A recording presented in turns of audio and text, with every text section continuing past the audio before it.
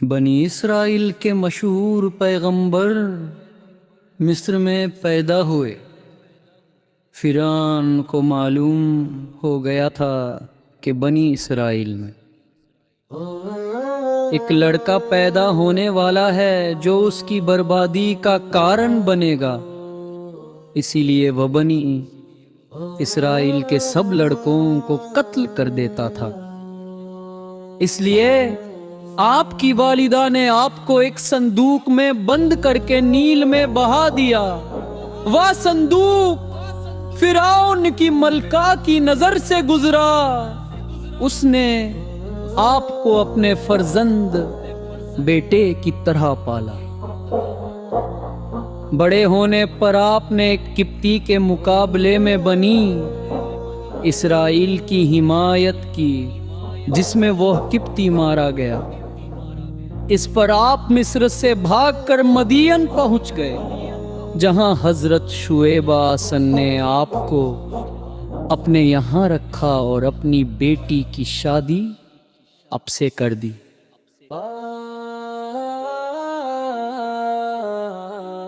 12 سال کے بعد جب آپ اپنی اہلیہ کے ساتھ واپس آ رہے تھے تو وادی طوا میں اللہ تعالیٰ نے آپ سے کلام فرمایا اور آپ کو پیغمبری عطا کی۔ آپ کو فرعون کی ہدایت کے لیے مقرر کر دیا گیا اور آپ کو عصا اور ید بیضاء کے معجزے دیے گئے۔ فرعون نے اپنے جادوگروں کو آپ کے مقابلے میں بلایا، مگر وہ سب حضرت موسیٰ عصا کے سامنے عاجز ہو گئے اور ایمان لے۔ بعد میں اپنے بنی اسرائیل کو لے کر مصر سے روانہ ہونے کا ارادہ کیا۔ راستے میں دریائے نیل پڑا۔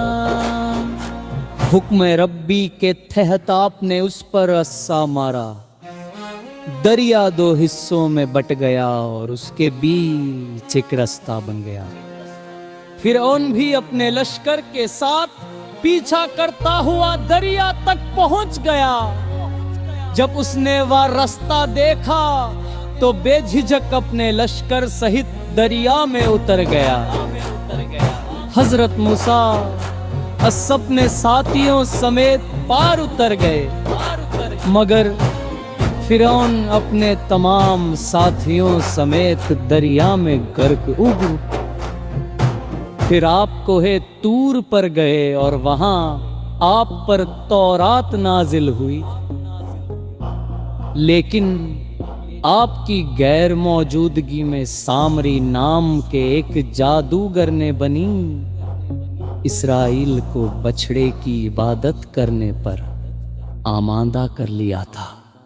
باکفی پر آپ کے اس بچھڑے کو آگ میں ڈال کر گلا دیا، لیکن بنی اسرائیل کو شہروں میں بسانے کے بجائے ایک بھی آبان ریگستان میں لے گئے، جہاں 40 سال تک ان کی خراں عادتوں کی اصلاح میں وقت گزرا۔ قرآن مجید میں آپ کا ذکر نکھری مرتبہ ہوا ہے۔ اکثر جہاں آپ کا ذکر ہے وہاں آپ کے بھائی ہارون اس کا بھی ذکر آتا ہے۔ قرآن میں جہاں فرعون کے ڈوبنے کا ذکر ہے وہاں یہ بھی بتایا گیا ہے کہ فرعون نے ڈوبتے وقت بہت عاجزی سے اپنی بندگی کا اقرار کیا اور معافی مانگی، مگر اب معافی کا وقت گزر چکا تھا۔ اللہ تعالیٰ کا جواب آیا، ہم تیرے جسم کو کو محفوظ رکھیں گے تاکہ آنے والی نسل تیری لاش دیکھ کر عبرت حاصل کرے۔ چنانچہ آج سے 40-50 سال پہلے اس فرعون کی لاش دریائے نیل سے ملی تھی۔ اس کے کچھ نشان اور آثار دیکھ کر دنیا کے بڑے بڑے سائنسدانوں اور اتہاس کاروں نے متفقہ طور پر فیصلہ دیا کہ یہی وہی فرعون ہے جو حضرت موسیٰ آ سکے زمانے میں ان کا تعاقب کرتے ہوئے غرق ہوا تھا۔